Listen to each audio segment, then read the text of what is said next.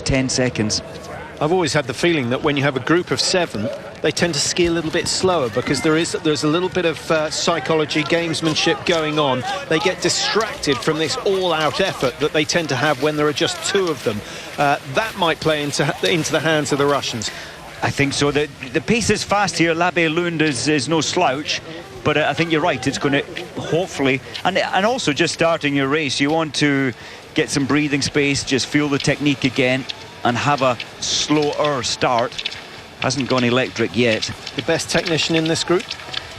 It's difficult to say, isn't it? I think Labe Lund, the usual, that lovely lean forward, the great angulation through knee, ankle, knee, hip. It's always good. Slow tempo though. We were discussing the women using the much higher cadence.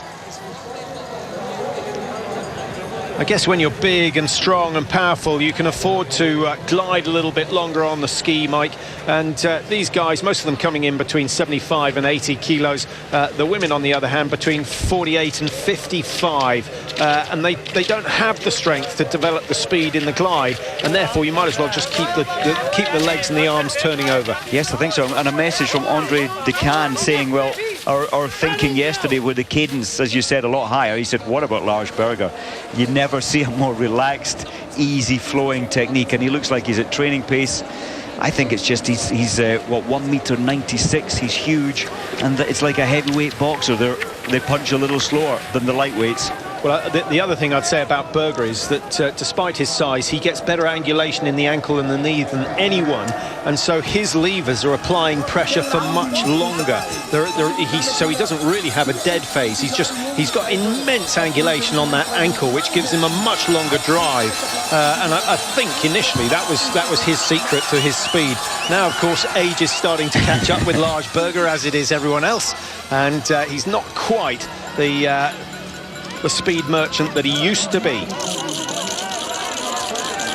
So, a group of 6 with Slovenia not far off the pace.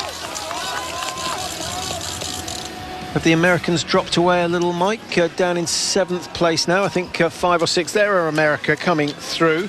And it's Russell Courier who's taking this first lap of his leg.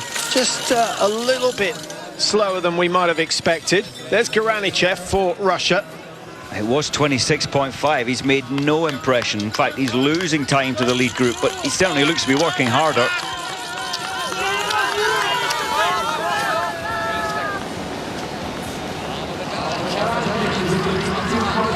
Russia 31.3 now. I'm not sure Labe Lund would choose to be at the front of this group. Might be wise to step aside and let someone else do the work. The advantage of being out the front is that you ski in your own rhythm and you ski at your own speed, but you do take the headwind, and everyone else behind you tends to be just that little bit more relaxed, which is so crucial. Sweden, well, the youngest in this group, 23-year-old Christopher Eriksson. He's only 50th, and then 47th in Oberhof, with quite good shooting. 50th position, just missing 1 in the sprint. So on paper he's the slowest in this group, but he's really digging deep to stay with them. Well, that might be his undoing. Well, it's impressive, but it might be his undoing. We'll find out when it comes to the prone shoot. We've seen it already a couple of times tonight, particularly from the Latvian Kolesnikovs, who skied his first lap very, very quick to stay with the top group and hardly hit a target.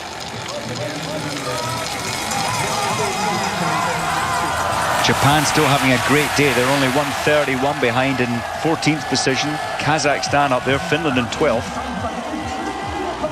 Czech Republic, though, surprisingly down in 11th position, but they have done 2 penalty loops from Schlesinger. So remember, we are on the 3rd leg, and this traditionally is where the teams start to spread. It's the standing shoot where mistakes tend to be made.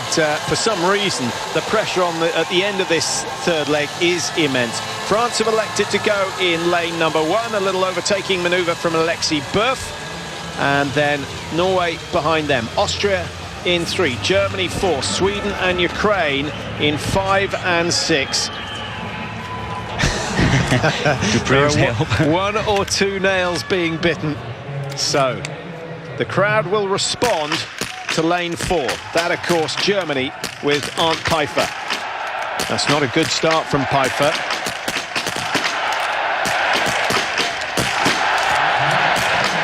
Oh, France rattle those targets down, and Norway looked to be taking it easy. Lave Lund misses number 5. Germany and Norway pretty much level pegging at the moment, and their targets go down almost exactly the same time. Sweden with mistakes, and what about Slovenia, Mike? Slovenia just, yes, not a good start. Maritz has missed 2 out of the first 4 shots. So, still only 11 seconds, and France pulling ahead courtesy of some very good shooting. They've got Martin Fourcade on the last leg, the world #1. So maybe it's the French who are very confident at the moment, and we really are looking forward to a battle between Svensson, Schipulin, Fourcade and Germany's Eric Lesser. I think, in fact, no, 1 round left, so sadly Slovenia going to be on the penalty loop. Yeah, and the Americans are already doing 2 loops. They get away with 2 only, but that's an extra 300 metres, and not a good night for Russell Courier. Bailey and Nordgren, who did good work tonight, will be bitterly disappointed to see their efforts going to waste. You can't always get it right, but the relays are so tough that there is huge risk, and you've got 3 spare rounds, so everybody will take more risk. They'll come into the range faster, they'll push themselves even harder on the track, but this is the risk factor, and poor old USA, they suffered for that. Maciej Kazar shooting quickly. The first 3 were fine. Finland, they're trying to get back up into the top 10 positions. There's similar on the firing point for them. And down go all the targets. So a better performance from the Finns. Let it slip on the second leg. Slovakia going to be on the penalty loop. Japan, 1 bullet left, 1 target left. They got it.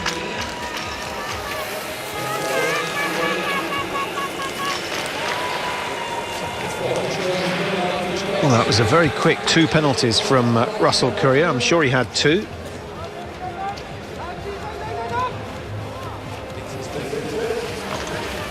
Good shooting from France, Mike. Alexis Boeuf, who surprised us by a very tardy finish last weekend in Oberhof. Yes, that was surprising. He certainly lost out on a podium through just backing off in the final 5 metres. So the top 10, France, Austria, Ukraine in the podium positions at the moment, but the lead has changed virtually every leg so far, so there's no reason to believe that it won't change again. But remember, the French do have Martin Fourcade, the multiple world champion, on the last leg. Welcome back to Ruhpolding. The leading teams coming up to 4.6 kilometres. The French and Austrians doing the donkey work up the front. And Alexis Boeuf being caught by Landertinger on this leg. The Germans, who had a lead going into the third exchange, with Arndt Pfeiffer missing shooting record. Mike, let's update everyone on the performances so far. Well, still France. They've only used 2 spare rounds. That is the best shot of the day. We've got Austrians equal second with Ukrainian team. In fact, Russia, they've only missed 4, so they're second. Belarus up there as well.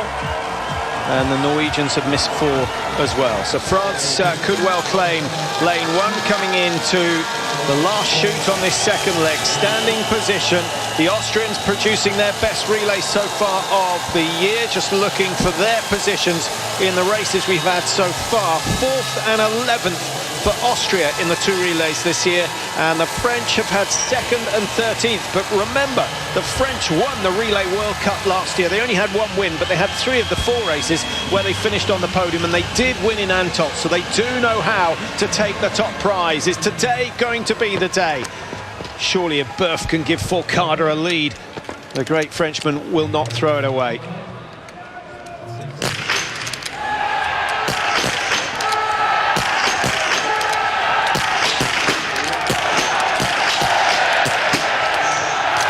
He thought it was a hit.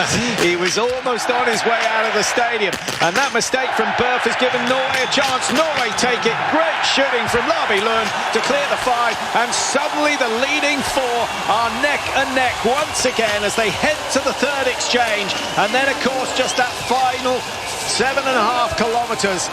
The only team really missing from that bunch at the front are, of course, the Russians, who've had a bit of a nightmare, Mike. Just looking, Russia's, well, they've only missed 4 targets. I'm not quite sure what's going on. Maybe ski speed. I think the ski must be the because last weekend in Oberhof they were in fantastic form. It was wet conditions last weekend. I thought their skis would be riding well again today, although shooting well. In fact, of course, Garanashev's had to chase it down, and he's missed 2 in the stand. And Eriksson, he had to take the pain with the lead group, and it's really hurting him on the shooting range. I saw Patrick Marcel Lepondre for the British team. He just went out ahead of this lead group, so he's going to be passed on his way to the stand shoot.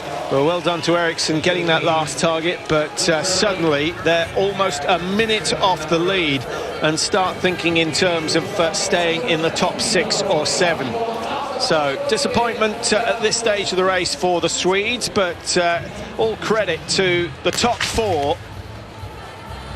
And an uncharacteristic mistake there from Alexei Burf. Mike, interesting. That was almost like missing a target because it took him 7-8 seconds to rebuild his position. But you've got to concentrate. I mean, he is the best, one of the best in the world. He thought it was a hit, but he didn't wait to see the target go down. It didn't. As you say, it cost him, what, 8 seconds at least. Well, the relays, in fact, all the races pretty unpredictable this year. Lynn from Guernsey enjoying the fact that the favourites aren't winning everything this season. That's happening in the women's, and it's certainly happening in the men's as well. But the big names are nearly always there or thereabouts, and that's how you win the overall World Cup at the end of the season, by being consistent. And in the men's, Martin Fourcade has been pretty consistent. Tora Berger in the women's has been sensationally so. Belarus, they had only 3 penalties. Babchin is struggling with this one. Yanis Maritz just heading out for Slovenia. He hands over to Jakub Fak, and Fak's quick, but he's not being given an opportunity to show how good he is tonight. They're too far off the pace of the leaders. The margin is going to be around a minute and a half. Remo Krug, well, he's German, he trains the Austrians. He is so happy they're leading. Good shooting from Larby Lund though, Mike. Here's Arndt Pfeiffer. Certainly wasn't quick in the prone. That was a great shot, smack in the middle. 2 big breaths in between. In fact, 1 this time, so he's recovering more as the shots go on.